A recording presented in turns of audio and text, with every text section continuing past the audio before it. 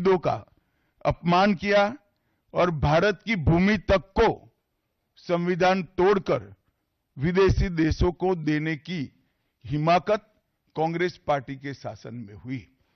जब ये पूरा सत्य उजागर हो गया तब कल से कांग्रेस पार्टी ने फिर एक बार अपनी पुरानी पद्धति को आजमाते हुए बातों को तोड़ मरोड़ कर और सत्य को असत्य के कपड़े पहनाकर समाज में भ्रांति फैलाने का एक कुत्सित प्रयास किया है। संसद में जब चर्चा हो रही थी, ये सिद्ध हो गया कि बाबा साहेब आंबेडकर का कांग्रेस ने किस तरह से पुरजोश विरोध किया था। बाबा साहब के न रहने के बाद भी किस प्रकार से कांग्रेस ने बाबा साहब को हाशिए पर ढकेलने का प्रयास किया।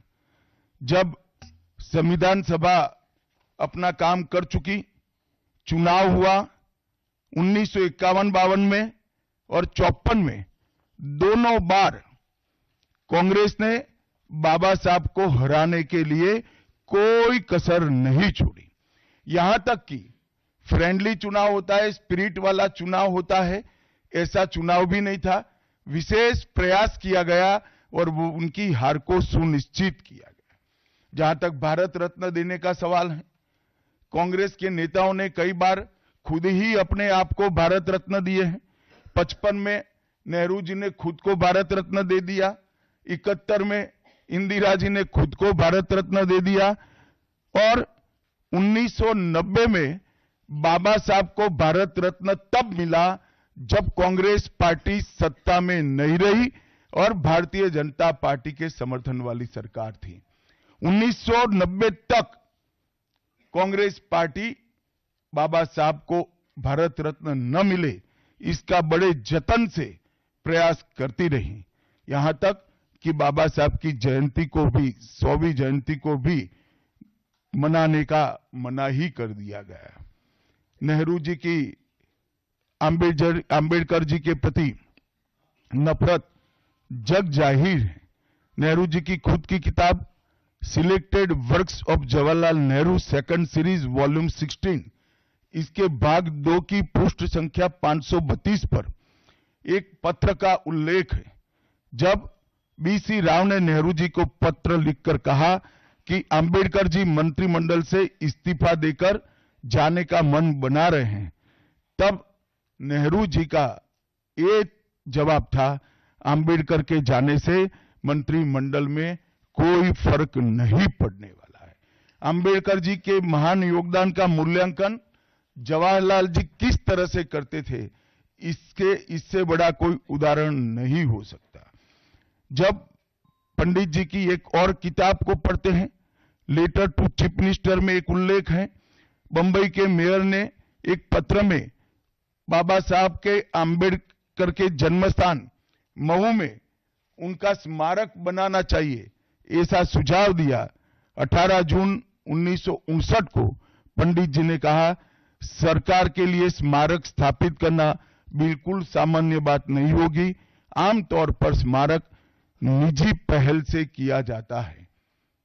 अपने परिवार के चाहे कोई भी सदस्य हो, नेहरू जी हो, इंदिरा जी हो, संजय गांधी हो, राजीव गांधी हो, कई सारे लोगों के लाखों स्मारक देश के अंदर बनाने वाले परिवार के मुखिया कहते हैं कि आमतौर पर निजी पहल पर स्मारक बनाया जाता है, क्योंकि ये स्मारक B.R. आंबेडकर जी का था।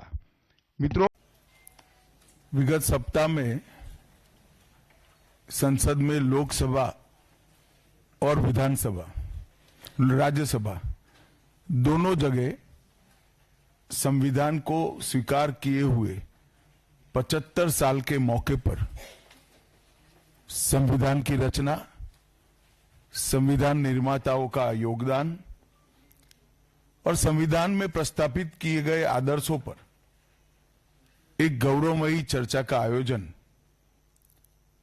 संसद के द्वारा किया गया।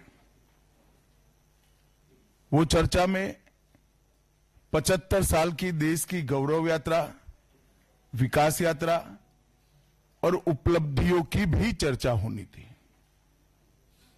ये तो स्वाभाविक है कि जब लोकसभा में, राज्यसभा में पक्ष और विपक्ष होते हैं तो हर मुद्दे पर लोगों का नजरिया अलग अलग होता है, दलों का नजरिया अलग अलग होता है, वक्ताओं का नजरिया अलग अलग होता है।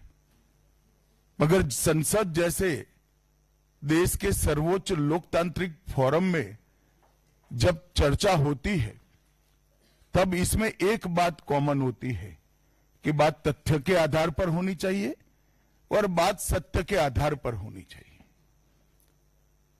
कल से कांग्रेस पार्टी ने जिस तरह से तथ्यों को तोड़ मरोड़ कर रखने का प्रयास किया है, ये अत्यंत निंदनीय है और मैं इसकी निंदा। ये क्यों हुआ?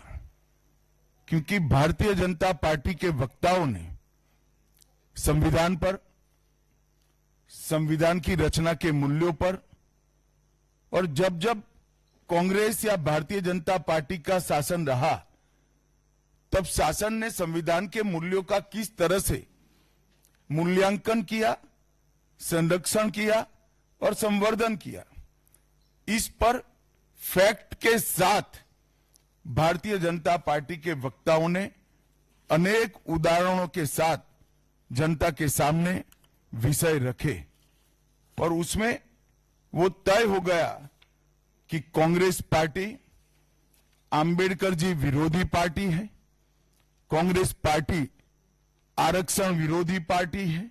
मैं कांग्रेस के अध्यक्ष खरगे जी को भी कहना चाहता हूं, खरगे साहब, आपका तो कम से कम दायित्व बनता है क्योंकि आप उस वर्ग से आते हो जो वर्ग के लिए बाबा साहब आंबेडकर जी ने पूरा जीवन समर्पित किया।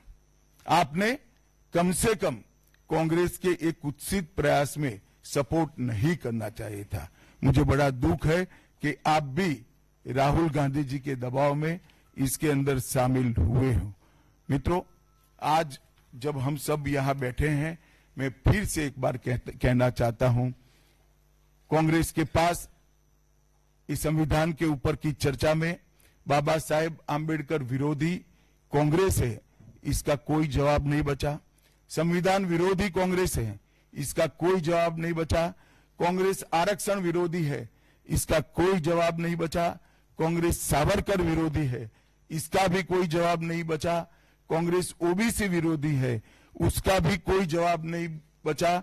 आपातकाल का पाप कांग्रेस के ही समय में हुआ, इसका भी कोई